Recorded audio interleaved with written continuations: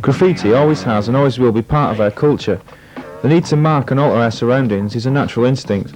Dogs piss up a wall, people daub their names or opinions on a wall. Graffiti has come to represent rebellion, dissatisfaction, freedom of expression and even creativity, all of which the authorities are quick to dismiss as nothing more than simple vandalism. Graffiti has now progressed so much that it should be regarded as an art form in itself and could perhaps have more in common with modern art. With me, how I more or less got started was basically through letterforms itself, in the sense that letterforms is something I've always been fascinated with. Like, that's always been my favourite aspect of art, even though I've like loved art for years, ever since I was like kind of like a small kid and stuff. And like, cause I've been doing calligraphy since 1980, and I read an article in Life magazine, which is an American magazine, which featured an article on the whole of the hip-hop scene, like the music, the dance, the DJing, and the art as well. And that was back in autumn of '82. And when I read about the part of people writing their names in big bright letters on the side of trains, that just like really freaked me out, because I'd never heard of anything like that before in my life. And even though they didn't show any photos of it, it just like captured my imagination. Then like the following year, in '83, is when I began to see more articles and actually see what actual pieces look like. So then I like decided to like go out and actually start doing it for myself.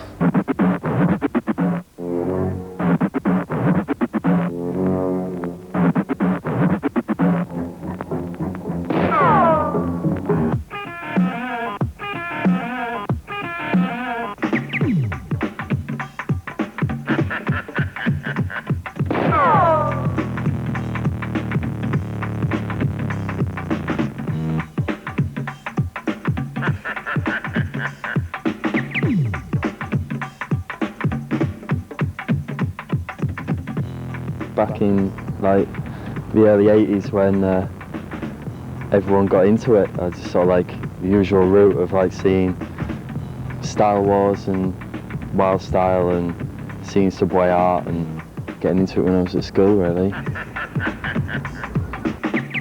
Shop as usual and avoid panic buying. If someone who's maybe been painting and they've done trains, or they've been painting walls and they've been like going out, and then they've decided they want to make some money out of it and they want to do some canvases and sell them in a gallery, I think that's fair enough. With various works commissioned for both TV and print, how far does AD's gallery exhibition typify graffiti's standing in the art world? The work I've been commissioned to do has only been taken seriously in the sense that it's marketable. I mean, that's it really. I mean, sometimes some of the commissions I've done, because they see me as a neo-soul artist, they wouldn't want to pay me as much as what they'd pay an ordinary scenic designer or whatever. Simply because of the fact that one is like establishment based, and so that person's gone through channels to get through where he or she is at. Whereas with me, they just see me as like someone who's like a little kid running around with spray cans, painting trains, etc., etc., who's happened to get a bit of skill in what he can do, but there may be a bit of talent in it, but it's not really something which is an art form. It's still basically vandalism, which has an artistic twist to it. That's how they see it. Plus also, they see something which is like, well, why should we pay you a great amount of money when, you know, you're going to do it anyway, and you like run around on the street doing it for free? So, you know, they don't really take it seriously a lot of the time. That's not art!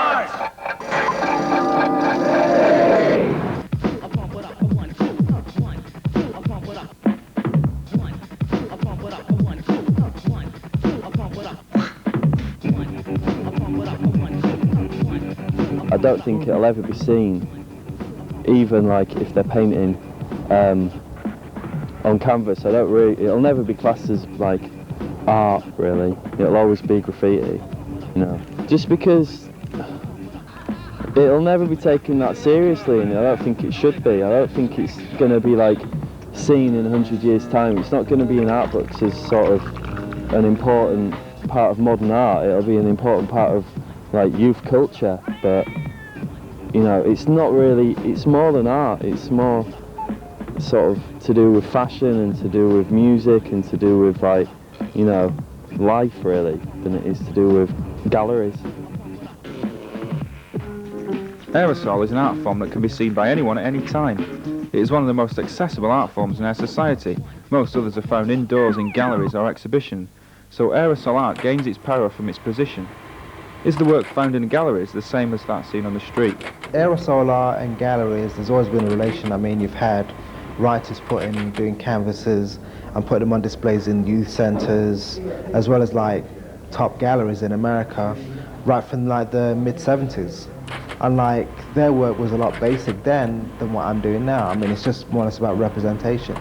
But the sad thing is, a lot of people, some writers who got courted by the art world, they took the medium which was being used on the train, such as aerosol cans. They were doing paintings which had nothing to do with aerosol culture, and yet they're saying this is aerosol art, or this is graffiti art, as many people term it, when actually what they were doing had nothing to do with what was going on in the trains and the subways. It was just like a way of making money for a lot of them. It's anonymous, you know, you can't look at a piece and tell who's done it really. So you don't know if they're black, white, you know, rich, poor. There's just no way of telling really. So it's like, that's the good thing about it, you can't tell.